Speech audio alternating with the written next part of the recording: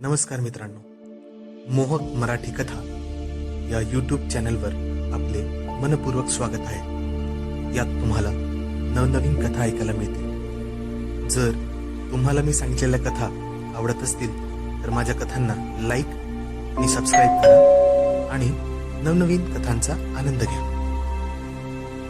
नमस्कार मित्रांनो, ही कथा सोहम नावाच्या मुलाची आहे। तो पुण्यात काम करायचा। मुंबईमध्ये त्याच्या कंपनीचे ऑफिस होते। तो एका वर्कशॉपसाठी तिथे गेला होता आणि त्याचे काम आटपून तो बसने पुण्याला जायला निघाला। त्यासाठी लक्झरी बसची विंडो सीट त्याने बुक केली होती आणि तो बसच्या पिकअप पॉइंटवर पोहोचला। बसमध्ये चढल्यावर त्याने पाहिले की त्याच्या सीटवर एक 23-24 वर्षाची सुंदर तरुणी बसली होती। ती बघायला खूपच देखणी आणि आकर्षक होती। तिच्या चेहऱ्यावर एक वेगळाच साधेपणा आणि डोळ्यात एक वेगळीच चमक होती।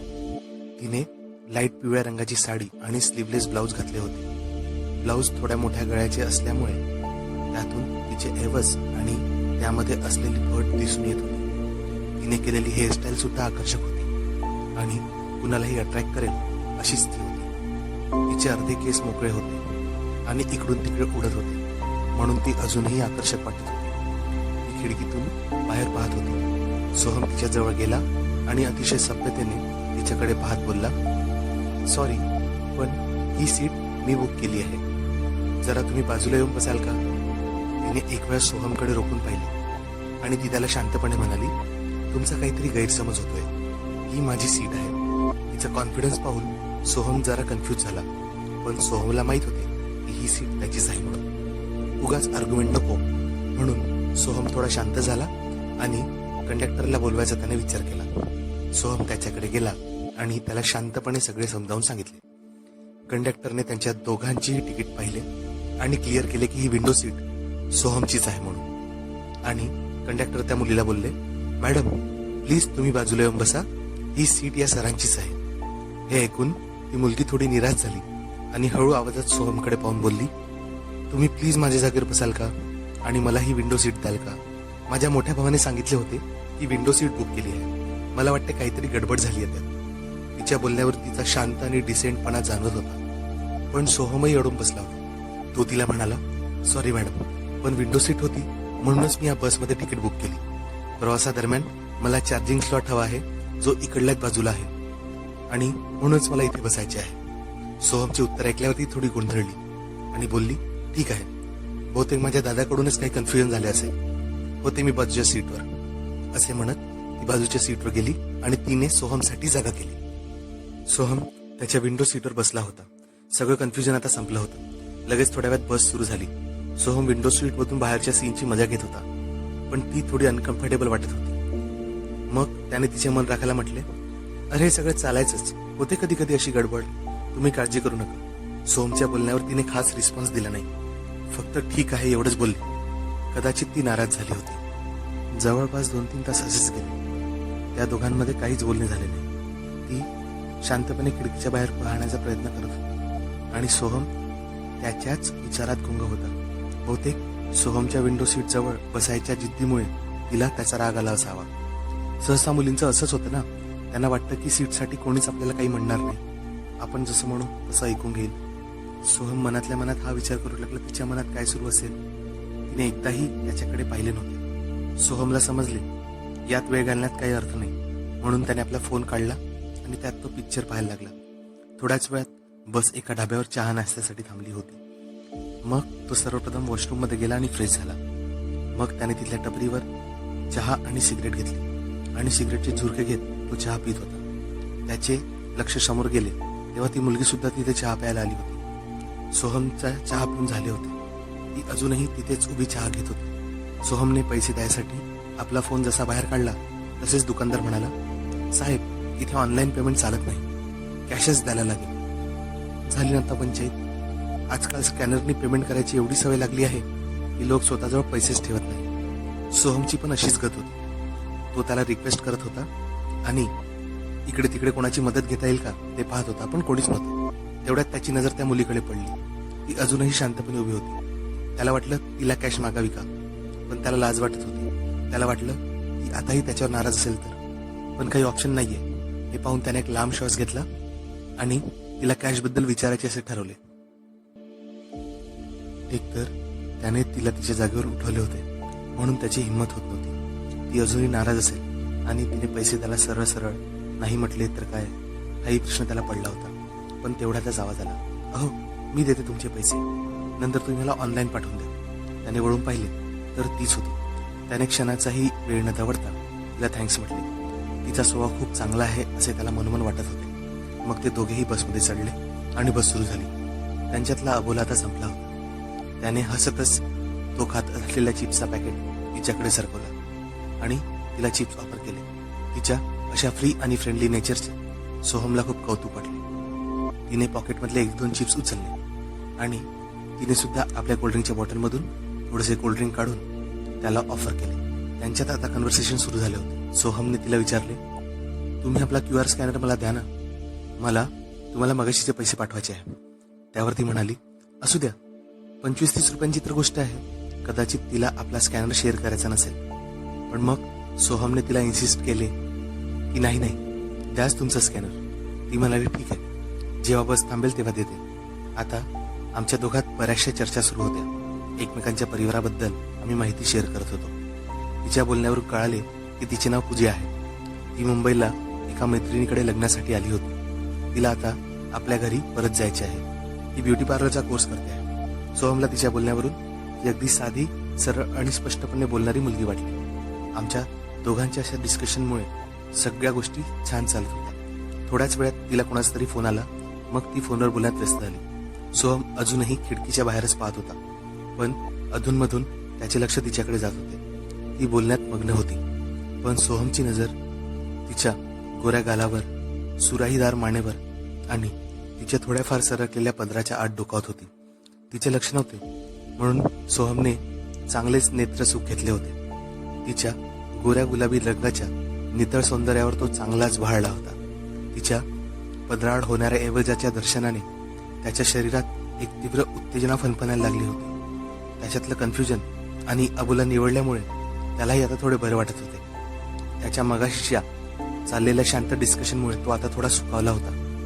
त्यांच्यात एक मैत्रीचे नाते तयार झाले होते, जसे नेहमी प्रवासादरम्यान आपल्या सहप्रवाशासोबत तयार होते. तिच्या बोलण्या वागण्याच्या साधेपणावरून सोहमच्या मनात ज्या काही इच्छा होत्या त्या पूर्ण होणार नाही असे त्याला वाटत होते. त्याने मनाशी एक विचार केला आणि त्यानुसार तो पुढे सरकायला लागला.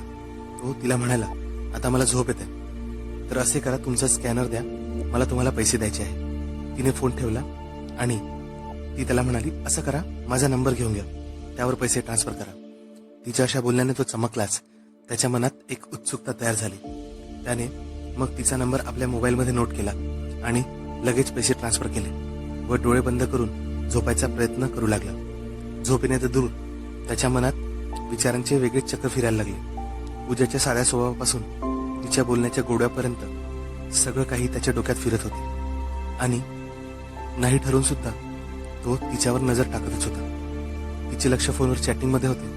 तो परत मगाशीसारखा तिला निहाळत होता. तिच्या ब्लाऊज आणि साडीमधल्या गॅपमधून दिसणारे तिचे गोरे सपाट पोट त्याच्या नजरेतून काही केल्या हटत नव्हते. तिकडे हळूहळू संध्याकाळ होत होती. सूर्य हळूहळू क्षितिजाच्या पलीकडे लपत चालला होता आणि अंधार होत चालला होता. बसच्या खिडक्यांवर असलेल्या पडद्यामुळे अंधार आणखीच वाटत होता. पण त्या अंधाऱ्या वातावरणात एक प्रेमळ आणि मोहक शांतीने बसचा प्रवास समोर सुरू होता. आणि इकडे सोहमच्या विचाराची चाक सुद्धा फिरत होते की प्रवासात असे अनोळखी लोक कसे काय भेटतात की ज्यांच्या एखाद्या गोष्टीमुळे त्यांच्याशी आपण एवढे अट्रॅक्ट होतो. पूजा फक्त एक को पॅसेंजर होती आणि तिच्या साध्या स्वभावाने आणि तिने केलेल्या मदतीने सोहमला तिच्या प्रती एक वेगळेच आकर्षण वाटत होते. तिच्या शांत स्वभावाची पण एक वेगळी सुंदरता होती. तिच्या प्रत्येक हालचालींमध्ये एक साधेपणा होता. त्यामुळे सोहमसारख्या चावट माणसाला सुद्धा शांतपणे तिच्याबद्दल विचार करायला भाग पाडत होते. त्या प्रवासाचा रहस्यमय आणि मोहक अंधार आणि तिचा साधेपणा सोहमच्या मनावर एक वेगळी छाप टाकत सोडत होता. हे क्षण त्याच्या आयुष्याच्या आठवणीमध्ये खोलवर गाडले जात होते. आता संध्याकाळ पूर्णपणे पसरली होती आणि पूर्णच अंधार झाला होता. तर या संधीचं सोनं करण्याचा सोहमने विचार केला. त्याने आता आपले दोन्ही हात सीटच्या हँडलवर अगदी हलकेच ठेवले, डोळे बंद केले आणि धावत्या गाडीने होणाऱ्या हालचालीने किंवा स्पीड ब्रेकरने गाडी उचलायला लागली की तो आपल्या हाताने अलगद तिच्या हातांना स्पर्श करून घ्यायला लागला. 3-4 वेळा असं झालं. नंतर तिच्याकडून काहीच प्रतिक्रिया येत नाही हे त्याला कळले होते. मग त्याच्या हाताने तिच्या बाजूला आणखी आत दाबण्याचा प्रयत्न केला. पुढच्या 5 मिनिटात त्याच्या हाताला तिच्या बोटांचा स्पर्श जाणवला. त्याचे डोळे बंद होते. त्यामुळे हा स्पर्श मुद्दाम केला जातो आहे की चुकीने हे कुणाला कळणार नव्हते. पण त्याने त्या चान्सचा फायदा उचलला आणि आपल्या बोटांनी तिच्या बोटांना हलका स्पर्श केला. स्पर्श होताच तिने आपली बोटे मुठीत बंद करत एकदम थोडी मागे घेतली. सोहमची हिंमत आता वाढली होती. त्यांनी आपले डोळे तसेच बंद ठेवून आपल्या हातांनी तिच्या पूर्ण हाताला स्पर्श केला. म्हणजे जवळजवळ आपले हात चिकटवलेच. डोळे बंदच होते. जर काही झाले तर तो म्हणू शकला असता की तो झोपला होता म्हणून. आता त्यांनी आपल्या बोटांना तिच्या हाताच्या बोटावर ठेवले आणि हलकेच तिचा हात आपल्या हातात घेतला. आणि तेव्हाच पूजाने सुद्धा त्याचा हात घट्ट धरून घेतला. त्याचे शरीर कापायला लागले होते आणि ती लांब लांब श्वास घेत होती. बहुतेक ती उत्तेजना सोहमच्या शरीरात तयार झाली होती. तीच पूजामध्येही हळूहळू तापत होती. तिच्या गालावर चढलेली लाली खूप काही सांगत होती. ती सोहमकडे अगदी शांत नजरेने पाहत होती. तिच्या खोल डोळ्यात भावनांचा एक समुद्र लपला होता, ज्याने सोहमच्या हृदयाची धडधड वाढली होती. तिने एक हलका सुस्कारा सोडला, ज्याचा गोड आवाज अगदी हलकेच हवेत विरघळून गेला. तिच्या आवाजात सुद्धा एक वेगळा संदेश होता, जो त्याला पुढे वाढण्यासाठी ग्रीन सिग्नल देत होता. त्याला कळून चुकले होते की पूजा सुद्धा या क्षणांचा गोड अनुभव घ्यायला तयार झाली आहे. दोन्ही हृदयांच्या एकच भावना, एकच इच्छा एका जागीच एकवटल्या होत्या. त्याला असे जाणवले होते की आता दोघेही एकाच डायरेक्शनने जायला तयार आहेत. तिच्या चेहऱ्यावर लाज आणि आनंदाचे मिश्रण सोहमला ठणकावून सांगत होते की एक क्षण जे काही घडते ते तिच्यासाठी सुद्धा तेवढेच अनमोल आहे. तिच्या कोमल हाताचा स्पर्श तसाच ठेवत ती त्याच्या आणखी जवळ येत होती. त्या दोघांचे श्वास एकाच गतीने मागे पुढे होत होते. त्या क्षणात त्या दोघांनी एकमेकाला अगदी खोलवर समजण्याचा प्रयत्न केला होता आणि सोहमने आपला दुसरा हात मुक्त केला. तो सरपट पूजावरून फिरू लागला. तिलाही त्यात मजा यायला लागली. मग तिने वेळ न दवडता आपला हात सुद्धा त्याच्यावर फिरवणे सुरू केले. बऱ्याच वेळपर्यंत हा खेळ सुरू होता. पण सोहमला त्याचा स्टॉप येण्यापूर्वी पूजाला आपलेसे करायचे होते. मग तो आक्रमक पवित्र्यामध्ये आला आणि त्याने तिला आपल्या अधिकच जवळ ओढून घेतले. त्यामुळे ती घाबरली आणि सोहमला विचारायला लागली, प्रवासात जाणाऱ्या प्रत्येक मुलींसोबत तू असेच करतो का? त्याला डायव्हर्ट व्हायचे नव्हते. तो म्हणाला, नाही, कारण कोणी तुझ्यासारखं सुंदर नसतं. ती म्हणाली, चल काही बोलू नकोस. तर सोहम म्हणाला, असेच काय मग मी तुझा हात पकडला? त्यावर ती चावट आवाजात त्याच्यासोबत बोलली, असा तर तू कोणाचाही हात पकडू शकतोस, है ना? तो म्हणाला, जर तुझ्यासारखे कोणी पकडू दिलं तर नक्कीच पकडेल. आणि त्याने तिला डोळा मारला. मग तिच्या पदरातून खाली आवाजून पाहू लागला. ती म्हणाली, नाही, तिकडे पाहू नकोस. तो बोलला, अगं फक्त पाहतच तर आहे, काही करत नाहीये किंवा त्याला खात नाहीये. तिने एक लटक्या रागाने त्याला चापटी मारली आणि म्हणाली, आजूबाजूला लोक आहेत आणि आपण एकमेकांना ओळखत पण नाही. एवढे झाले तेवढेच पुरे आहे. त्यावर सोहम बोलला, अगं अंधारच तर आहे, कुणाला काय दिसणार आहे? आणि आपल्या डाव्या बाजूला 2 म्हाताऱ्या आजी आहेत, त्या तर घोरत आहे ना. ती म्हणाली, तरीही नाही, खूप जास्त होऊन जाईल. तो तिला जवळपास म्हणवत म्हणाला, अगं तू आहेसच अशी की माझे मन काहीतरी जास्त करायचा विचार करत आहे. ती बोलली, हट, तू अगदी चावत बोलतोस बरं. त्यावर सोहम म्हणाला, तुझ्या या मादक शरीराकडे बघूनच माझ्या डोक्यात चावत विचार येत आहे, म्हणून असा बोलतोय मी. तिच्या हो नाही करण्यात त्याने तिला आणखी तिच्या जवळ ओढून घेतले. पण पुढच्या काही मिनिटातच बसचे लाईट सुरू झाले. पुणे शहर सुरू झाले होते. सोहमने स्वतःला लवकर सांभाळले आणि पूजानेही सरकून स्वतःला ठीक केले. सोहमला आज कोणताच चान्स सोडायचा नव्हता. सोहम तिला म्हणाला, अगं मी बानेरलाच राहतो आणि मी तिथे थांबणार आहे. तिथे माझी रूम आहे, तू चल ना माझ्यासोबत, आपण मजा करू, तिथे छान जेवण सुद्धा करूया आणि मग मी तुला जिथे जायचे तिथे सोडून देईल. ती जरा शॉक होत त्याच्याकडे पाहू लागली. नाही नाही, पागल झाला का तू? मला स्वारगेटला उतरायचं आहे, मी येऊ शकणार नाही. सोहमने मग 3-4 वेळा तिला खूपच मनातून आग्रह केला आणि तिला समजवण्याचा प्रयत्न केला की तो तिला अगदी सेफली तिच्या घरी सोडून देईल. पण ती काही दाद देत नव्हती. शेवटी तो बोलला, बरं बाई, मी तुझ्यासोबत स्वारगेटला येतो आणि कॅबने तुला घरी सोडून देईल. पण तिने त्यासाठी सुद्धा साफ मनाई केली. ती चेहऱ्यावरून खूप कॉन्फिडंट वाटत होती. थोडा वेळ शांत बसून ती म्हणाली, माझा नंबर आहे ना तुझ्याजवळ, आपण नक्की भेटू. तुझा हा नॉटीपणा आणि चावटपणा मला खूप आवडला. आजपर्यंत कोणीच माझ्याशी बोलले नाही. मी तुला नक्की भेटायला येईल, काळजी करू नकोस. आणि ती स्वारगेटला उतरली. तिच्या त्यावेळच्या बोलण्याने सोहमला आनंद झाला होता, पण तिच्या वागण्या बोलण्यात त्याला बराच सस्पेन्स जाणवला होता. असो, बिचारा परत बाहेर राहिला, पण त्याच्या डोक्यात तिचेच विचार फिरत होते. पण रात्री 12 वाजता त्याला परत तिची आठवण झाली आणि तिच्यासोबत बोलायची इच्छा झाली. त्याने तिला मेसेज केला, पण तिचा काही रिप्लाय आला नाही. मग तो निराशून झोपी गेला. सकाळी उठून पाहिले तर तिचा रिप्लाय आला होता. तिच्या फक्त गुड मॉर्निंगच्याच रिप्लायने तो भलताच खुश झाला होता आणि त्या दिवसापासून त्या दोघांचे चॅटिंग सुरू झाले. पण जेव्हा कधीही तो तिला भेटण्याबद्दल विचारायचा तर पूजा त्याला टाळायची, उडवाउडवीची उत्तर द्यायची. आज मी बाहेर आहे, आज मी इकडे आहे, आज मी तिकडे आहे, अशीच उत्तरे ऐकून त्यालाही प्रश्न पडायचा की ती खरंच सांगते आहे की त्याच्यापासून काही लपवत आहे. तिच्या अशा व्यवहाराने सोहमच्या मनात अनेक प्रश्नांचा भडीमार सुरू झाला. तिच्या शब्दामध्ये काहीतरी लपले आहे असे त्याला वाटत होते, पण तो तिची आतुरतेने वाट पाहत होता.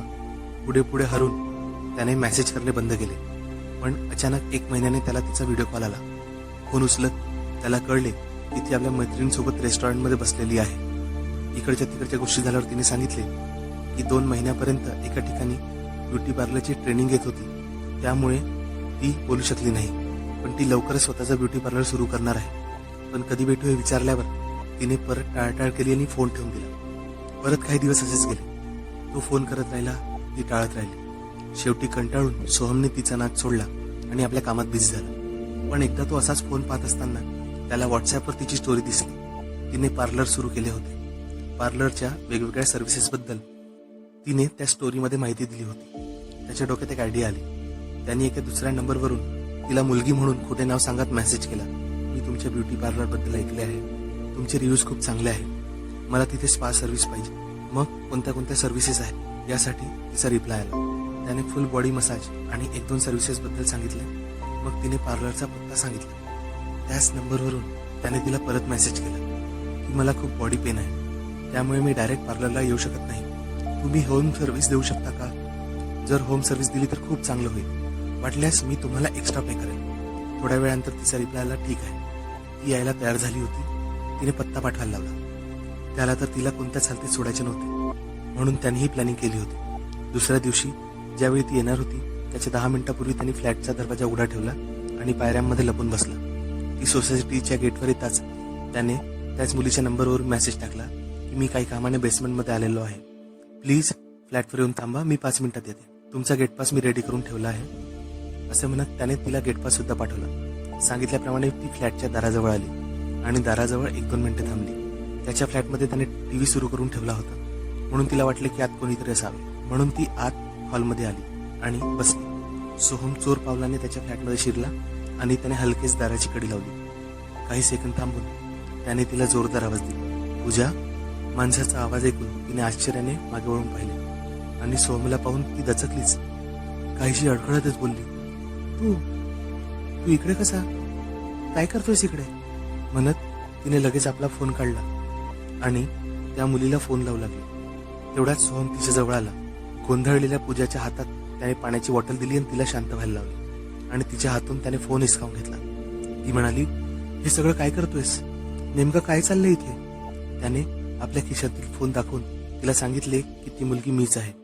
त्याचे शब्द ऐकून ती चांगलीच भडकली आणि त्याच्यावर जोरजोरात ओढायला लागली. ती थोडी घाबरली सुद्धा होती.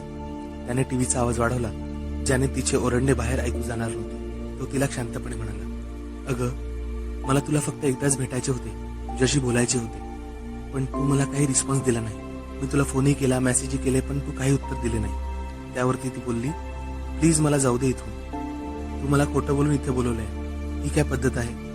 त्यावर तो पण तिला बोलायला लागला, तू पण माझ्याशी खोटेच बोललीस ना, तूच आपला नंबर दिला, भेटण्याचे वचनही दिले, पण तू मला भेटलीच नाही. अरे, म्हणून काय झाले? पण ही काही पद्धत आहे का एखाद्या मुलीला असे खोटे बोलून घरी बोलवायची? ठीक आहे, मान्य करतो की मी खोटे बोलून तुला इथे बोलवले, पण खरं सांगितलं असं तू मला भेटायला आलीस ती का? तिचा राग आता हळूहळू शांत होत होता. ती सोफ्यावर निवांत बसली होती आणि सोहमचे बोलणे ऐकत होती. आता सोहम तिला म्हणाला, तू आली आहेस, मी तुला तुझी पूर्ण फी देईन, मलाच पार्लरची सर्व्हिस दे ना. मग त्यावर ती म्हणाली, काय समजतोस रे मला, मी फक्त लेडीजनाच सर्व्हिस देते. बरं अच्छा ठीक आहे, सांग काय करायचे तुला. तो म्हणाला मसाज. त्यावर ती म्हणाली, मी फक्त डोक्याचीच मसाज करून देईल. तो म्हणाला, मी पूर्ण बॉडी मसाजचे पैसे देणार आहे. मग फक्त डोक्याचीच मसाज का, आणि असा काय फरक पडतो ना जेंट्स आणि लेडीज मध्ये. आणि मी कुठे अनोळखी आहे तुझा, पूर्वी भेटलोच ना आपण यापूर्वी. अगं मला खरंच खूप बॉडी पेन होत आहे ना, त्याच्यासाठी म्हणतोय मी. त्याबद्दल मी तुला खरंच खोटं बोललेलं नाही. स्वतःकडे लक्ष द्यायला वेळच नाही ग.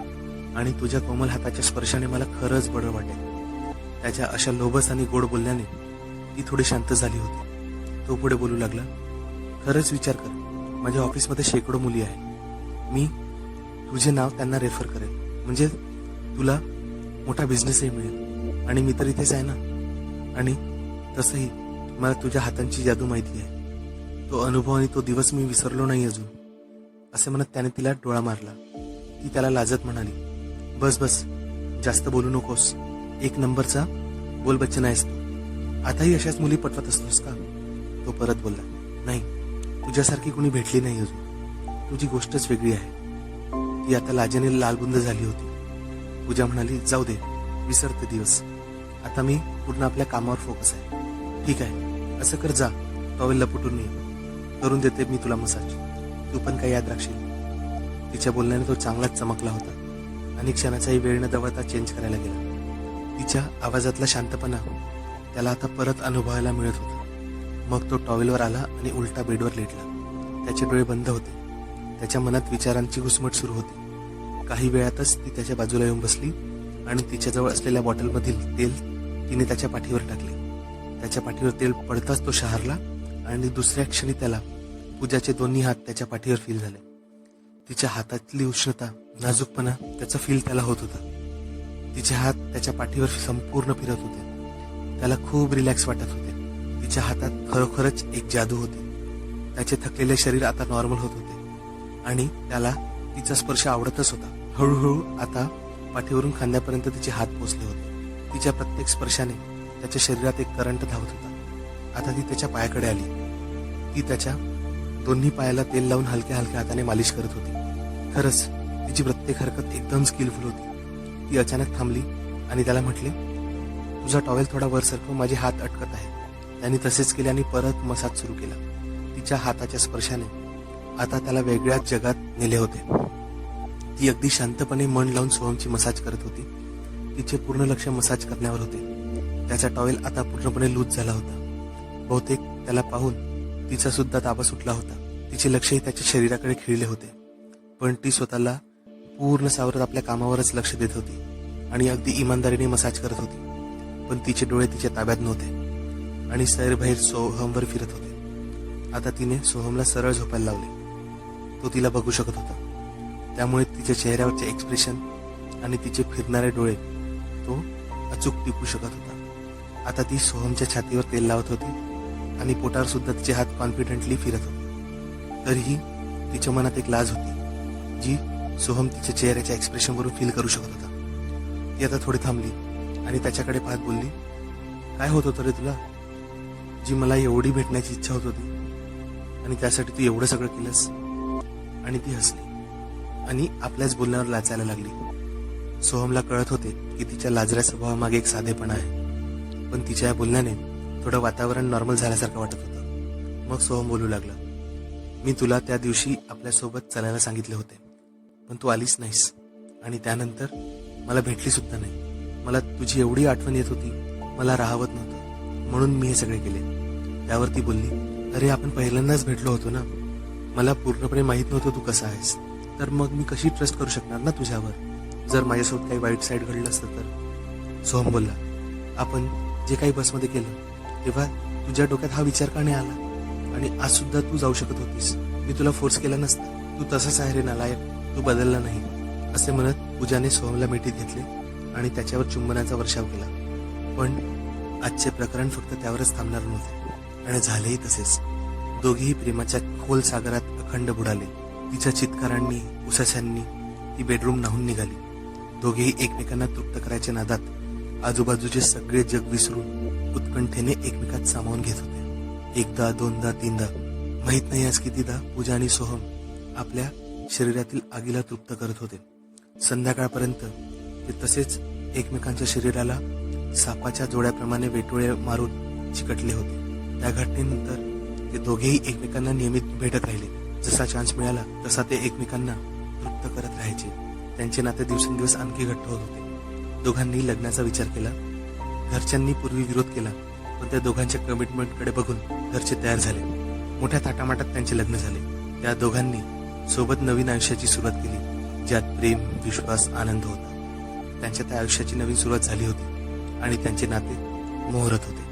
मित्रांनो, तर कशी वाटली तुम्हाला आजची गोष्ट? जर तुम्हाला ही गोष्ट आवडली तर तुम्ही आमच्या चॅनलला लाईक, शेअर आणि सबस्क्राईब करा आणि नवनवीन कथांचा आनंद घ्या. धन्यवाद.